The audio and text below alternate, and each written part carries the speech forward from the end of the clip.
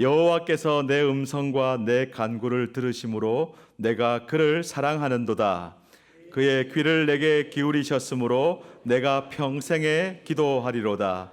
사망의 줄이 나를 두르고 수월의 고통이 내게 이르므로 내가 환난과 슬픔을 만났을 때에 내가 여호와의 이름으로 기도하기를 여호와여 주께 구하오니 내 영혼을 건지소서 하였더라. 여호와는 은혜로우시며 의로우시며 우리 하나님은 긍휼이 많으시도다. 여호와께서는 순진한 자를 지키시나니 내가 어려울 때에 나를 구원하셨도다. 내 영혼아 내 평안함으로 돌아갈지어다. 여호와께서 너를 후대하심이로다. 주께서 내 영혼을 사망에서 내 눈을 눈물에서 내 발을 넘어짐에서 건지셨나이다. 내가 생명이 있는 땅에서 여호와 앞에 행하리로다. 내가 크게 고통을 당하였다고 말할 때에도 나는 믿었도다. 내가 놀라서 이르기를 모든 사람이 거짓말쟁이라 하였도다. 내게 주신 모든 은혜를 내가 여호와께 무엇으로 보답할까? 내가 구원의 잔을 들고 여호와의 이름을 부르며 여호와의 모든 백성 앞에서 나는 나의 서원을 여호와께 갚으리로다. 그의 경건한 자들의 죽음은 여호와께서 보시기에 귀중한 것이로다. 여호와여 나는 진실로 주의 종이요 주의 여종의 아들 곧 주의 종이라. 주께서 나의 결박을 푸셨나이다. 내가 주께 감사제를 드리고 여호와의 이름을 부르리이다. 내가 여호와께 서원한 것을 그의 모든 백성이 보는 앞에서 내가 지키리로다. 다 같이 예루살렘아 내 한가운데서 곧 여호와의 성전 뜰에서 지키리로다. 할렐루야. 아멘. 오늘 기도회 시간에 귀한 강사 목사님을 선교사님을 모셨습니다. 저 남아프리카 공화국에서 코사 종족 비롯한 여러 종족들을 섬기고 계신 최선욱 선교사님 네 분이 오셨습니다.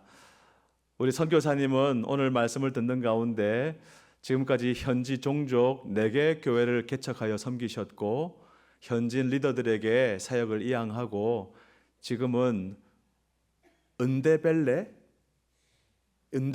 종족의 5번째 교회를 개척하셔서 지금 목회와 선교를 같이 하고 계십니다. 그리고요 우리 선교사님 사모님 같이 와 계신데 우리 사모님께서는 6개월 전에 뇌동맥류 수술을 하시고 한국에서 요양하시면서 잘 회복하셔서 6월 9일 날 우리 남편 선교사님과 함께 사우스 아프리카로 귀임하실 예정입니다. 그리고 더 중요한 기도 제목 하나 말씀드리면 우리 선교사님 가정에 아들과 딸 이렇게 아들 딸이 3명이 있는데 첫째가 최하늘입니다. 둘째가 최지혜, 셋째가 최진실. 맞죠? 하늘, 지혜, 진실인데 하늘이가 아들이거든요. 그리고 하늘이가 내일 결혼합니다. 부산에서 결혼합니다. 오후 3시에 결혼하는데 우리 교회에 초대를 받고 오늘 저녁에 말씀을 나누고 함께 기도한 다음에 내일 또 아침에 일찍 달려가셔서 이렇게 아들 결혼식에도 참여하실 예정입니다. 기도 많이 해주시기를 바랍니다. 우리 최선욱 선교사님은 일평원 박선민 목장의 남아공 코사 목장에서 동력하고 있는 귀한 선교사님인데요. 박수로 맞이하도록 하겠습니다.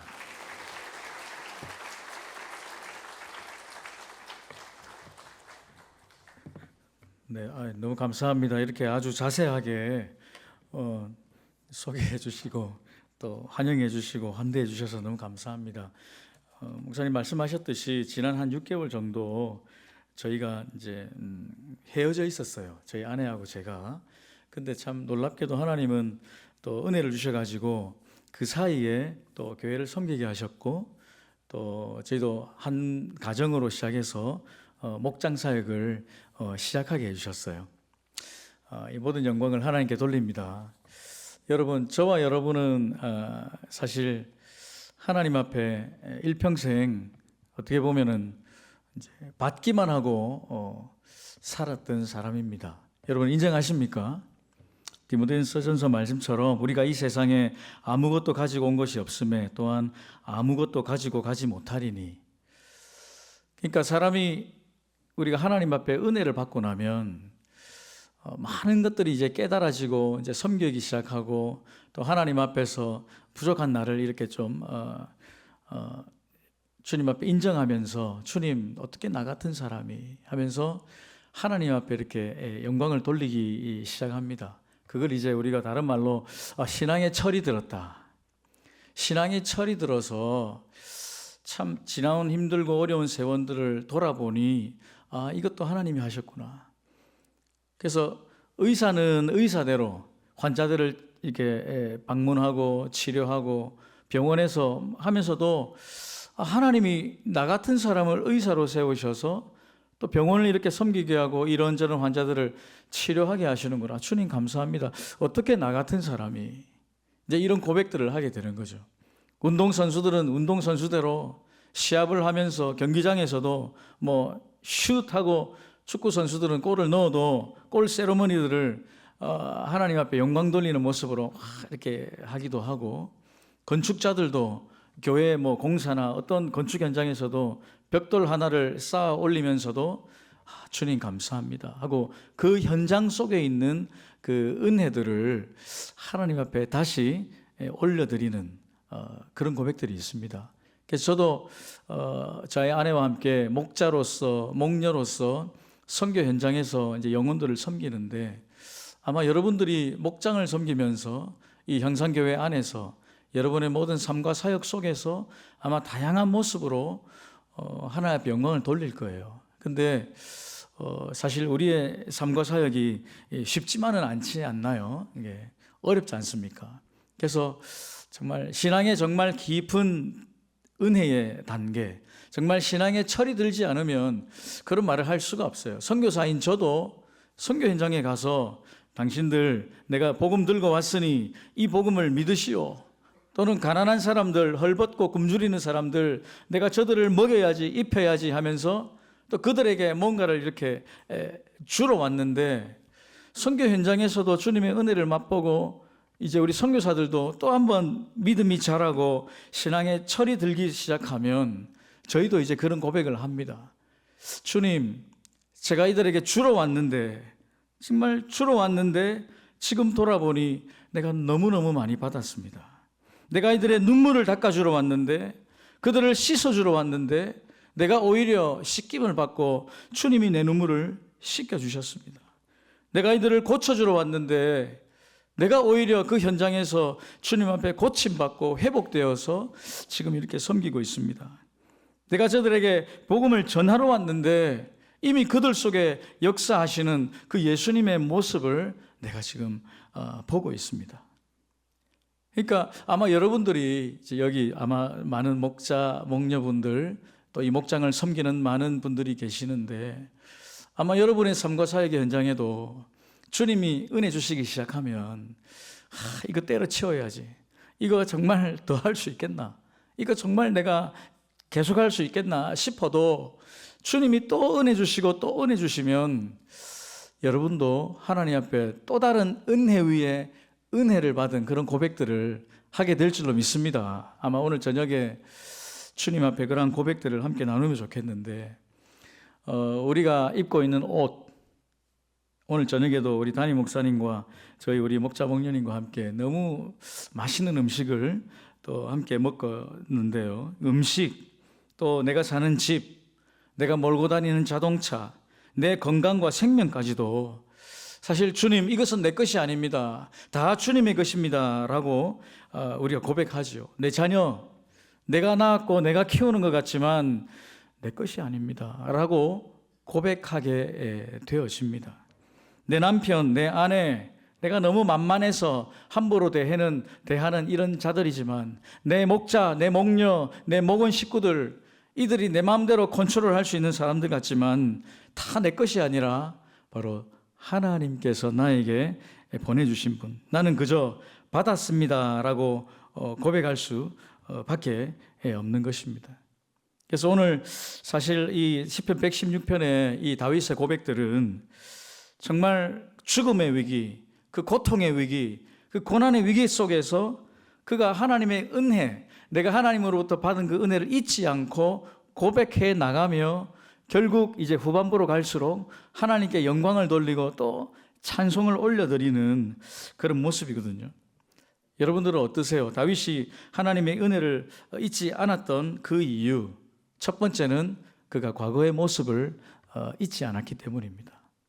그의 원래 죄된 모습, 내가 예수님 만나서 구원받기 이전의 그 모습. 에베소서 2장은 예수 믿기 이전의 모습을 기억하라, 생각하라. 그때 너희들이 그리스도 밖에 있었고 외인이었고 소망이 없었던 사람. 그랬던 너가 지금은 예수 안에 들어와서 천국 소망이 생겼습니다. 성령님이 함께 하십니다. 그래서 다윗이 목동의 시절을 사실은 잊지 않았죠. 사무엘하 7장에 보면 다윗이 하나님 앞에 들어가서 기도하고 나아갈 때에 그때 하나님이 다윗에게 한 세 가지 약속이 있습니다. 내가 너와 함께 하겠다. 두 번째, 너의 아들이 성전을 건축할 수 있도록 하겠다. 세 번째, 너 다윗의 집안이 영원토록 견고하게 설 것이다 라고 하나님의 그 기도의 응답과 음성을 듣고 다윗이 하는 것이 뭐냐면, 하나님 주 여호와여, 나는 누구오며 내 집은 무엇이간데 나로 이렇게 되게 하십니까? 그가 목동이었을 때의 삶을 돌아보고 내가 주님의 은혜가 아니면 이렇게 왕으로 기름 부음받아 지금까지 내가 왕으로 살아갈 수 있었던 이것, 정말 주님의 은혜가 아니면 아닙니다. 내가 도대체 누구이길래? 저도 마찬가지예요. 저는 경남 마산 출신인데요. 부산에서 태어나서 마산, 지금은 이제 창원이 됐죠. 마산, 창원, 진해. 그래서 어릴 때 자랐던 제가 저희 아버지하고 함께 잠시 어릴 때 기억이 있는데, 제가 9살 때 아버지가 알코올 중독으로 돌아가셨었어요. 근데 이제 그 어릴 때의 그 기억을 더듬으면서 지금도 가끔 마산에 가게 되면 제가 어릴 때 살았던 그 동네를 이제 둘러봅니다. 그 추억으로 그 동네를 이렇게 거닐면서 내가 여기 살았는데, 이때는 내 육신의 아버지가 너무 착한 사람이었는데 술만 먹으면 엄마를 그렇게 때리고, 엄마는 너무 그렇게 사는 게 괴로워서 제 여동생을 데리고 집을 뛰쳐나가고, 몇 개월 동안 집에 돌아오지 않는 동안도 우리 아버지는 동네 술친구들 데리고 살면서 그렇게 지냈던, 그러다가 어느 날 아버지가 갑자기 돌아가셨어요. 그것이 제가 7살, 8살, 9살 때의 그 어릴 때의 추억인데, 그리고 나서 그랬던 내가 주님의 은혜로 중학교 3학년 때 예수님을 영접하고 하나님의 자녀가 되어서 주님 지금까지 나를 목사로 선교사로, 이제는 내가 목자가 되고 우리 아내가 목녀가 되어서 또 다른 저 힘든 영혼들을 섬길 수 있도록 나를 이렇게 인도하신, 내가 도대체 무엇이간데, 내가 도대체 누구간데 주님 나를 이렇게 은혜를 주셨습니까?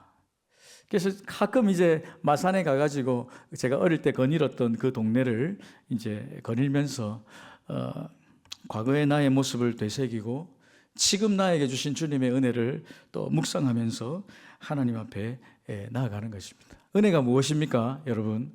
자격 없는 자에게 거저 주시는 하나님, 받을 자격이 없는 자에게 거저 주시는 하나님의 사랑 아니겠습니까?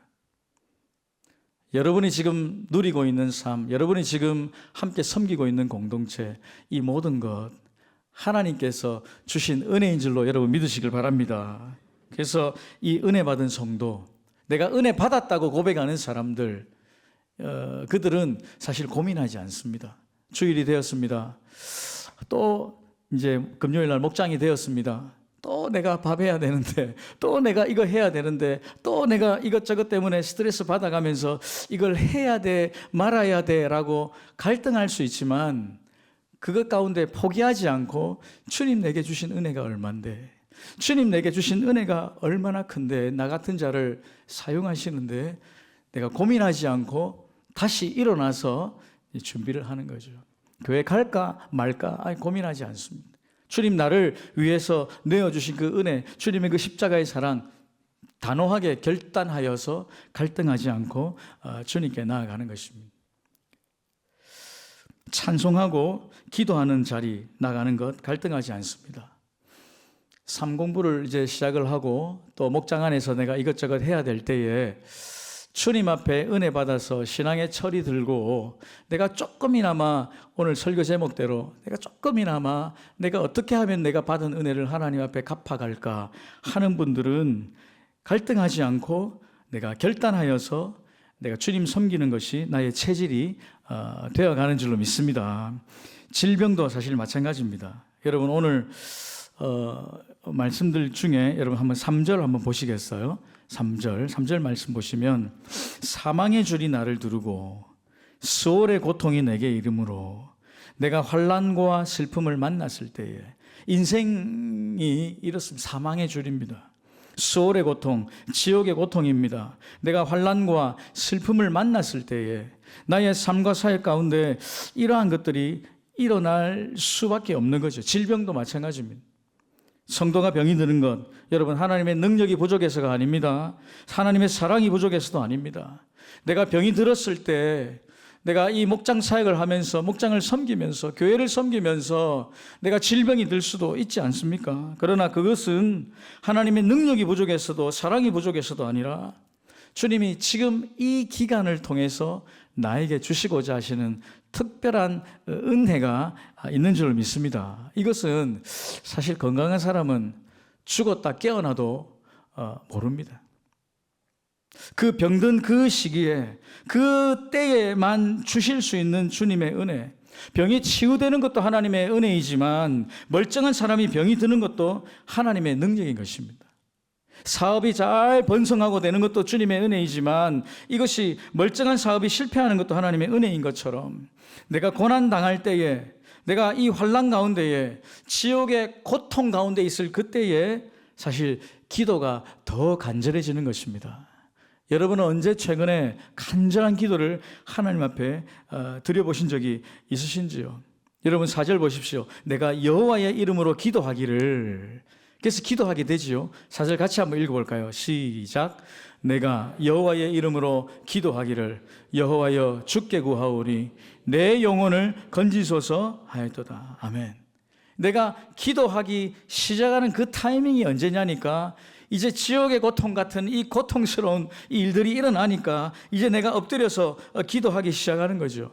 이 고난이 시작되니까 하나님 나를 기도의 자리로 불러주시는 축복의 종소리 딸랑딸랑 하는 이 축복의 종소리라는 것을 믿고 깨닫고 이제 엎드려서 기도하기 시작하는, 그러니까 내 삶과 삶 속에 은혜가 자리 잡고 신앙의 철이 들면서 주님 내가 이번 기간을 통해서 주님께 더 가까이 나아갑니다. 칼빈은 이렇게 이야기했습니다. 내가 버림받았다고 생각되는 그때가 바로 하나님께 기도하기 제일 적합한 때이다. 여러분 믿으십니까? 죽는 것도 마찬가지예요. 여러분 우리 15절 말씀 같은 경우는 우리가 장례식 때에 많이 쓰는 말씀 구절 아닙니까? 15절 같이 한번 읽어볼까요? 15절 시작. 그의 경건한 자들의 죽음은 여호와께서 보시기에 귀중한 것이도다. 경건한 자의 죽음까지도 하나님이 귀하게 보시고 쓰십니다. 우리 인생의 고통과 질병과 고난과 죽음에 죽을 것 같은 그런 것뿐만 아니라 오히려 죽음 자체도 하나님이 귀하게 여길 때가 있어요. 저도 선교 현장에서 장례식 예배를 자주 하다 보면 저 사람은 절대로 예수 안 믿을 사람 같은데 아버지가 돌아가시고 어머니가 돌아가시고 집안에 이런 장례식이 일어나니까 정말 예수 믿지 않을 것 같은 사람이 하나님이 한 영혼을 데려가시고 4사람, 5사람을 구원하는 역사들이 일어나는 것을 보게 됩니다. 그러니까 우리가 너무 이해할 수 없는 일들이 많이 일어나는데 그 중에 하나가 바로 하나님 이 죽음을 통해서도 하나님이 보실 때에 이 성도의 죽음이 귀한 이유는 하나님이 한 영혼의 죽음의 순간을 통해서도 하나님의 구원 역사는 멈추지 않고 전진해 나가기 때문입니다. 사랑하는 우리 향상 교회 성도 여러분,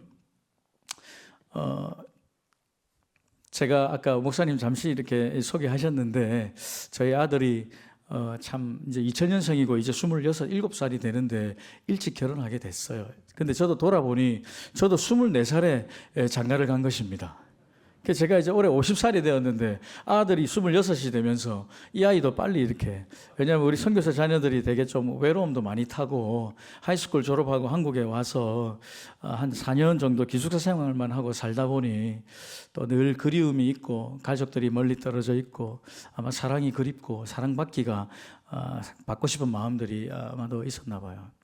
근데 제가 참 정말 감사한 것은 하나님이 이 아이를 그 아이가 9살 때에 사실 제가 작년에 안식년 중에 여러분 와서 또 아마 잠시 말씀도 드렸었는데 백혈병 때문에 이 병원에서 많은 그 죽음의 위기 가운데 있을 때에 하나님께서 정말 은혜 주셔서 한 사람의 질병과 죽어가는 그 위기를 통해서 사실은 돌아보니 하나님이 저와 저희 아내를 기도 훈련을 시키셨어요.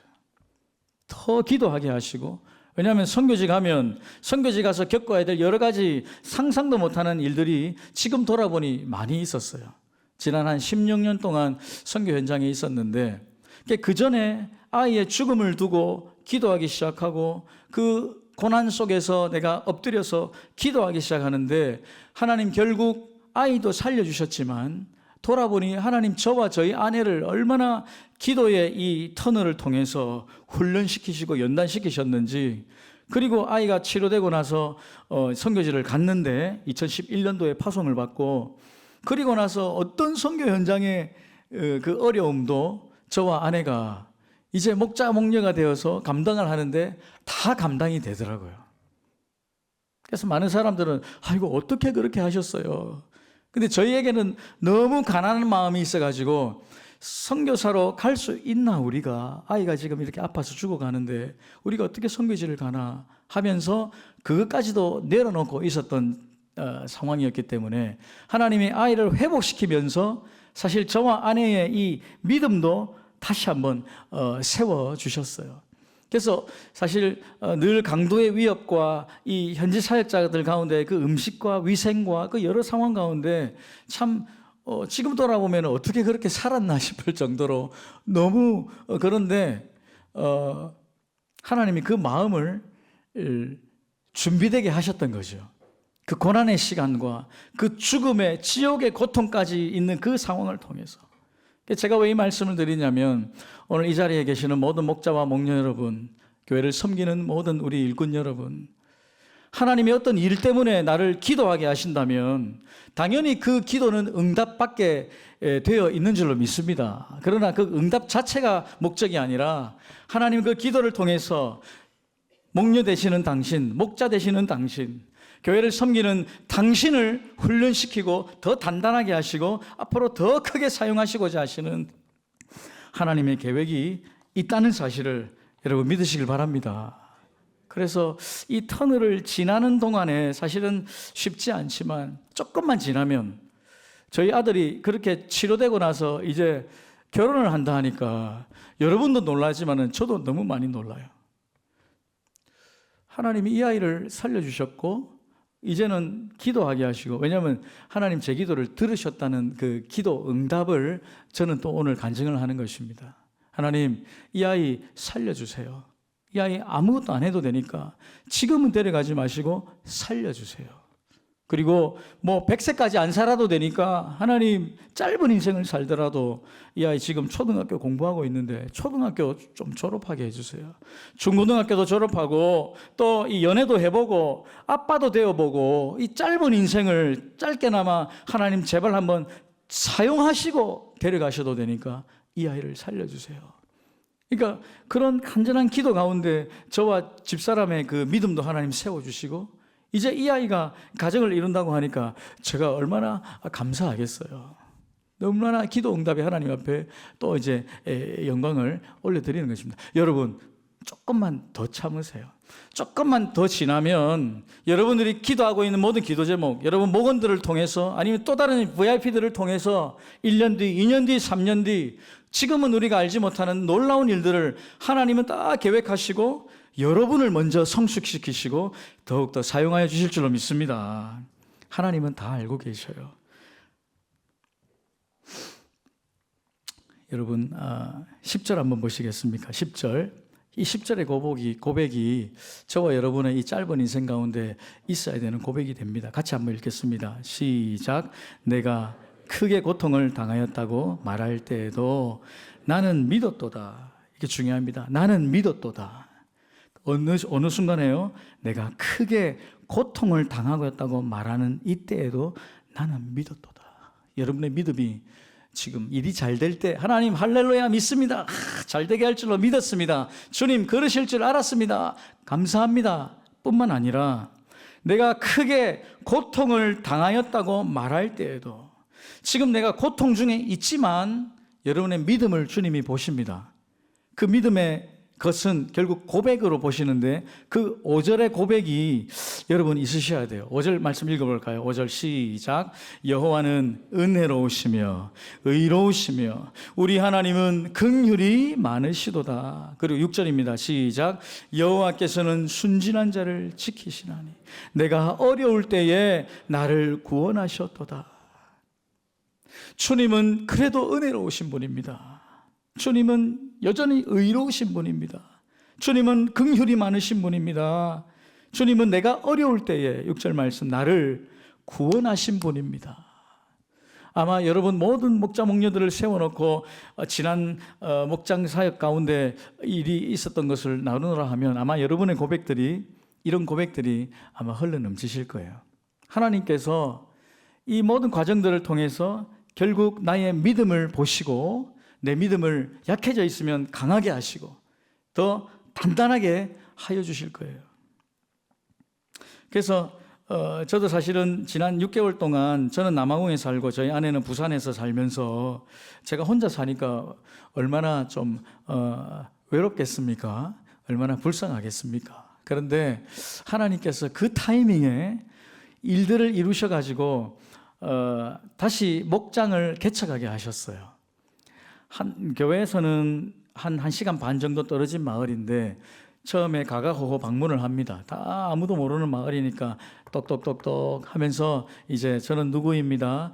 저는 이 마을에 들어온 선교사입니다.부터 시작해서 이제 이 교회를 여기서 시작할 텐데 우리 마음에 이제 가정을 열어주시면 여기서 목장을 시작하고 싶습니다 하고 한 10가구, 10몇 가구 도는데 다 저는 교회 다니거든요. 저는 조상 믿는 사람이거든요. 저는 예수 안 믿어요 하면서 거절도 많이 당했지만 그 중에 한 가정이 마음의 문을 열어주셨어요.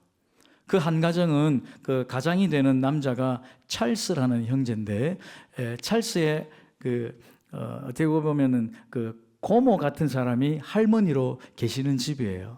근데 이게 한 가정이 마음의 문을 열어주셨는데 할머니가 있고 그 밑에 이모, 고모, 삼촌, 뭐 숙모 사실은 깨진 가정이에요. 한 4가정 정도가 있는데 부부가 온전히 있는 가정이 없고 한 할머니 밑에 각자 이렇게 고모, 이모, 삼촌, 사촌들이 모여 있고 또 그들의 자녀들이 이제 10대들도 있고 이제 아기들도 있고 그래서 우리 목장은 한번 모이면 15명이 모입니다. 15명이 북적북적 이렇게 모이기 시작하는데 이제 우리 아프리카의 그 가장 힘든 것 중에 하나가 조상숭배거든요. 이 조상숭배는 뭐냐면 우리로 치면 이제 무당이에요. 무당.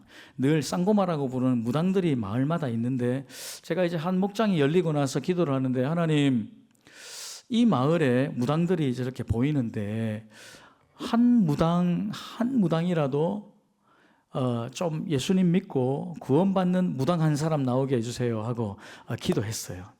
왜냐하면 무당을 만난다는 것은 대단한 영적인 전쟁이거든요. 이 시커먼 얼굴이 하얀 밀가루 반죽 같은 걸 바르고 이 무당들이 이 주술을 막 행하는데 이게 이 악실이 들려진 무당들을 보면 되게 눈빛이 무서워요. 그리고 정말 죽일 듯이 그렇게 하는데 이제 하루는 목장을 금요일 날 모이고 있는데 그 기도를 드리고 나서 이제 한 아이가 있어서 오늘 누가 온다는 거예요. 자기들 VIP가. VIP가 온다고. 아멘 감사합니다 하고 누구냐 물어보니까 자기 사촌, 이모, 고모 같은 사람인데 무당이라는 거예요. 무당이 온다고.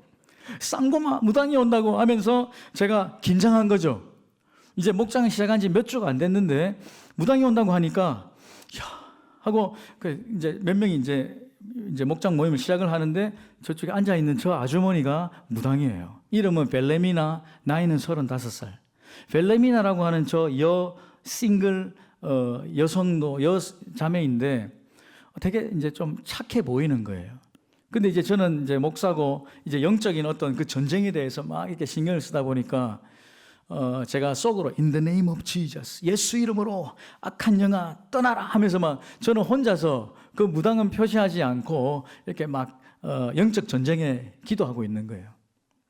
VIP인데 사랑하고 이렇게 품어야 되는데 영적 전쟁 때문에 저 혼자. 그래서 저희는 처음에 이제 아침 밥을 먹을 때 요만한 세숫대야에다가 물을 가지고 와서 손을 먼저 씻기거든요. 그럼 이제 이게 손 씻으세요. 이제 손을 씻고 그리고 손으로 이제 우리 음식을 먹는데 이제 제가 이제 쌍고마가 와서 앉아 있으니까 기도하면서 주님 어떻게 오늘 저 쌍고마가 마음의 문을 열 수 있을까요? 기도하다가 그 세숫대야에 손 씻는 물을 제가 갑자기 주세요 그랬어요. 세숫대야 손 씻는 물 주십시오 하고 제가 그 물로 제가 이 사람들 발을 씻기 시작했어요. 이제 세족식을 한 거죠. 왜냐하면 여러분 예수님이 이 땅에 오실 때에 섬김을 받으러 오신 게 아니라 섬기러 오신 것처럼 그것을 선교사가 이 마을에 들어왔다는 것을 여러분을 사랑하러 섬기기 위해서 왔다는 것을 제가 좀 보여주고 싶어요 하고 제가 그래서 예수님이 제자들에게 하신 것처럼 발을 씻겠어요 하고 이제 설명을 하고 한 사람 그 한 15명 되는 어른들부터 아이들까지 해서 씻고 나니까 어떻게 되겠습니까? 물이 완전히 시커먼 물이 돼가지고 이제 이 물로 또 씻어서 밥 먹기 힘들잖아요. 그래서 다시 또 새 물을 퍼와가지고 또 이렇게 씻기고 헹구면서 제가 이제 그 쌍고마 자매의 발을 만지는 거죠. 발을 이렇게 어루만지는데 이제 하나님이 제 마음도 열어주셨고, 근데 이 자매의 마음도 열어주신다는 그 느낌을 받았어요. 그리고 나서 목장 모임이 마치고 좀 오늘 어땠어요 하고 대화를 하는데 이 자매가 우리로 치면 말 그대로 무당인데 제가 이제 교회를 나가겠습니다 그러는 거예요. 그래서 아멘 하고 감사합니다 하고 나중에 교회 주일날 지금도 교회를 잘 나오고 있는데 교회를 와서 물어보니 이 사람은 악신이 들린 그런 귀신 들린 무당이 아니고 학습된 무당인 거예요. 우리로 치면 이제 무당 학교가 있어요. 학교 가가지고 이게 한 1년 코스를 받고 나면 이제 무당이 되는 거죠. 무당 라이센스를 받아서 이제 마을 사람들이 찾아오면 이제 흉내를 내면서 그 주술적인 행위를 하면서 이제 자기 직업을 위해서 하는 사람이에요. 제가 왜 이 말씀을 드리냐면 하나님께서 우리 이 목장을 시작했을 때에 기도했는데 하나님의 그 기도의 응답해 주셨을 뿐만 아니라 목자로 섬기는 저를 하나님께서 믿음을 강하게 해주셨다는 거예요. 그러면서 또 우리 정신질환자 한 명이 에나라고 하는 정신질환자 한 명이 있는데 제가 가서 늘 인사를 하면 하이 음푼디시, 제가 음푼디시 초이, 음푼디시는 목사님이고 음푼디시 초이 최 목사님인데 그 자매에게 인사를 하면 이 자매는 한 번 인사를 하면 온 마을을 돌아다니면서 음푼디시 초이 하면서 하루 종일 정신사납게 막 소리 지르면서 돌아다니는 자매가 있어요. 그래서 내가 그 자매 만날 때마다 안아주고 기도하고 주님 이 자매를 불쌍히 여겨주세요 하고, 왜냐하면 이 자매가 있으면 너무 정신이 사나워가지고 이게 모임이 안 되니까 주님 좀 도와주세요. 그래서 주님이 또 선교 현장에 주시는 그 기도 응답의 역사가 또 특별할 때가 있어요. 하나님이 이 자매의 정신을 온전하게 돌려주셔가지고 지금은 교회를 출석을 하고 목장에서 기도 제목도 또박또박 이야기를 해요. 그러니까 목장 안에서 이루어 주시는 주님의 그 기도 응답의 역사가 이 공동체가 살아날 뿐만 아니라 목자로 또는 일꾼으로 섬기는 여러분 자신을 주님이 훈련시키시고 더 담대하게 만드신다는 사실입니다. 그래서 여러분 이제 여러분들이 앞으로도 주님 오신 그날까지 목자와 목녀로 섬기실 줄로 믿습니다. 혹시 포기하려고 하셨던 분들 끝까지 믿음으로 나아가시기를 주님의 이름으로 축복합니다. 그러면 그 속에 하나님이 주시는 그 은혜의 강물들이 정말 뭐 말로 다 설명할 수 없는 거예요. 그래서 결국 여러분이 이 세 가지를 반드시 하셔야 돼요. 그 첫 번째가 뭐냐니까 바로 감사하는 생활입니다. 여러분 17절 말씀 한번 보시겠습니까? 17절 말씀입니다. 시작.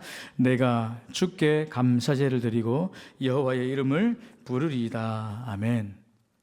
그래서 결국 여러분의 입술이 감사의 입술이 되고, 내가 돈을 벌어도 감사, 돈을 잃어도 감사, 사업을 성공해도 실패해도 건강해도 병들어도 늘 이 감사합니다, 감사합니다라는 말을 정말 습관화가 돼야 돼요.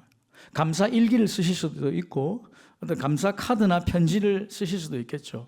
제가 존경하고 함께 사역하는 우리 선배 선교사님, 저 앙골라 모잠비크의 정명섭 선교사님도 저희들이 지난주에 만나서 또 이 가정교회 선교사 컨퍼런스로 함께 나갔는데, 이분은 지난 36년 동안 매일 아침 성령 임재의 기도를, 성령 임재 일기를 빠짐없이 지금까지 하고 계시대요.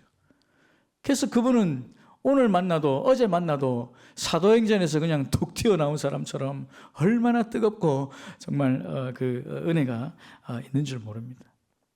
남편도 아내도 마찬가지예요. 여보 고마워, 여보 감사해, 이 말보다는 내가 당신 때문에, 내가 누구 때문에, 이런 말들이 더 쉽게 나올 때가 많이죠. 우리 목자님들, 우리 목원들에게 정말 고마워요. 우리 나의 목자가 되어주셔서 너무 감사해요. 나의 목녀로서 이렇게 섬겨주셔서 너무 감사해요.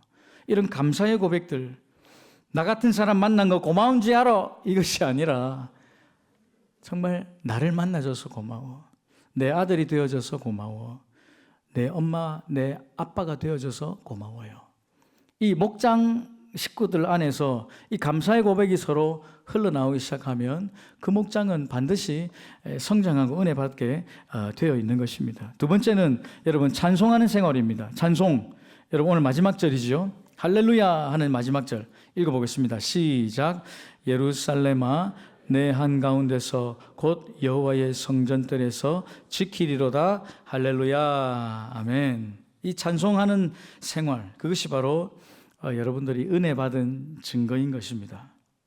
여러분 힘들고 어려울 때 그동안 뭐 어떻게 하셨어요? 아마도 뭐 여전히 기도로 또는 찬송으로 회복하시는 분들도 많았겠지만, 세상 사람들은 힘들고 어려울 때 또 술을 마시고 또 세상적인 방법으로 뭐 여러 가지 스트레스를 풀지만, 하나님의 사람들은 힘들고 어려울 때에 주님 앞에 찬송으로 하러 나오는 줄로 여러분 믿으시길 바랍니다.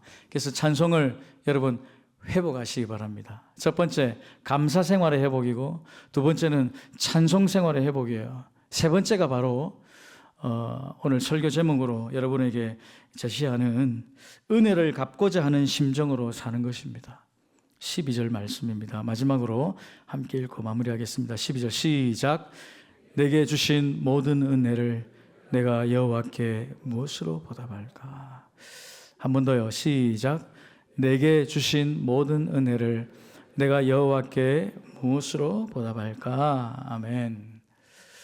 저는 제가 사실 호르몬이 밑에서 예수를 일대로 믿고 엄마를 전도하고 제 여동생을 전도하고 또 하나님 우리 가정을 먼저 복음화 시켜주시고 제 친구들 힘 닿는 데까지 복음을 전하고 또 이제는 선교지에 가서 할 수만 있으면 어쨌든, 그리고 또 이번에도 사실 오늘 같은 날 뭐 이제 우리 담임 목사님께서 어떻게 내일이 결혼식인데 오늘 이 밤에 하고 내일 아침에 일찍 간다고 해도 그게 되겠나?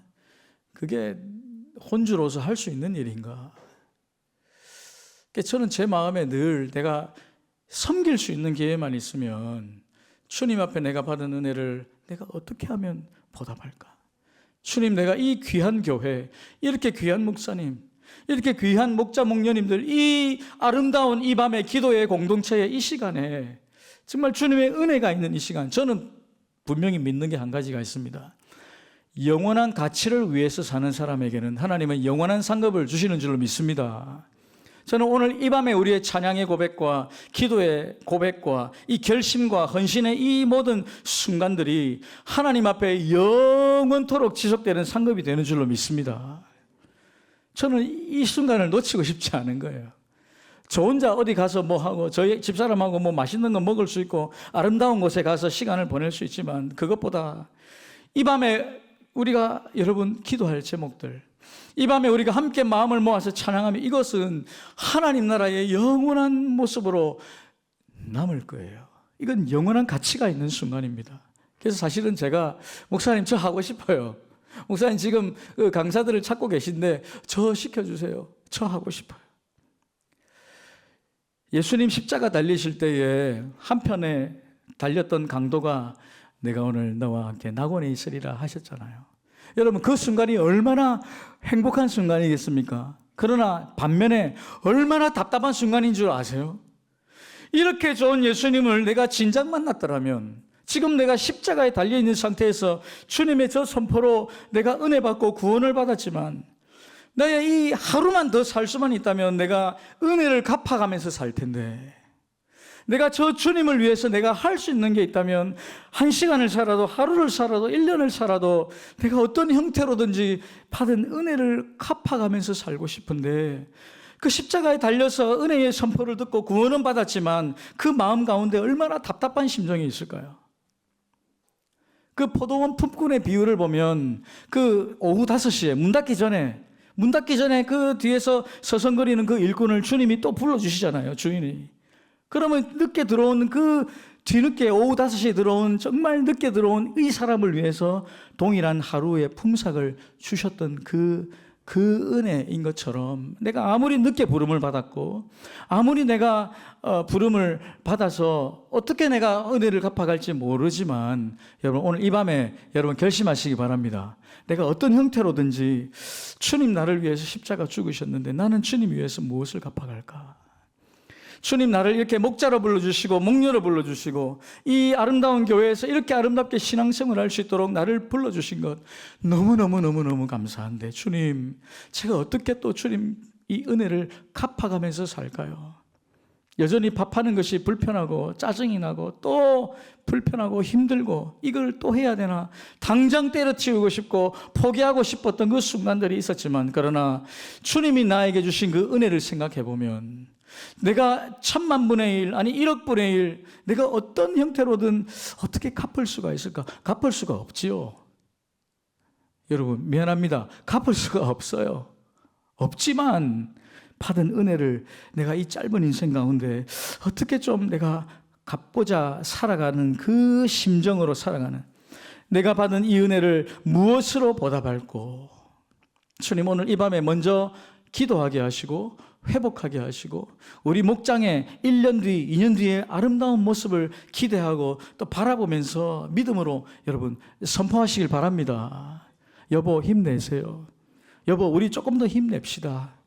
하나님 또 VIP를 주시고 하나님 우리와 같은 헌신된 한 가정만 더 주신다면 내가 더 잘하고 싶어요. 주님 한 가정 보내주세요. 저 아이들 5년 뒤 10년 뒤에 우리 교회 일꾼이 되어서 저들도 리더가 되고 목자가 되고 목녀가 되는 모습 주님 보고 싶어요. 그래서 오늘 사실 저도 저희 아내도 이제는 저희도 이 목자의 목녀의 삶을 가서 이제 어떻게 해야 돼요. 뭐 어떤 형태로든 열심히 섬기고 또 포기하고 싶고 힘든 상황들이 생기겠지만 그러나 저희도 포기하지 않고 갈 것입니다. 세월이 지나도 변치 않는 모습 내가 주님을 사랑하는 이 마음 주님이 나를 사랑하셨듯이 주님 나도 나에게 맡겨주신 영혼 섬기겠습니다. 하나님의 은혜를 알고 하나님의 은혜를 누리고 그 은혜에 조금이나마 보답하고자 살아가는 하나님의 자녀들에게는 하나님 승리를 주실 줄로 믿습니다. 마귀를 결박하고 영적으로 내가 승리하는 그 승리의 삶을 나도 살 수 있는 것입니다. 그래서 사도 바울의 고백이 그만의 고백이 아니라 영원한 가치를 발견한 저와 여러분 내가 복음을 위해서라면 나의 생명조차도 귀한 것으로 여기지 않겠다는 내가 이 받은 은혜를 어떻게 보답할고 그래서 이 동일한 마음을 오늘 이 저녁에 우리가 한번 올려드렸으면 좋겠습니다. 이제는 내가 그동안 받기만 했던 삶에서 이제는 하나님께 드리는 삶으로 나아가겠습니다. 헌신의 삶으로 나아가겠습니다. 지금 시간, 건강, 물질, 내 젊음, 내 늙음까지도 내 일평생을 하나님의 은혜를 갚아가는 귀한 도구로 사용하고 싶습니다. 바로 저와 여러분의 고백이 될 줄로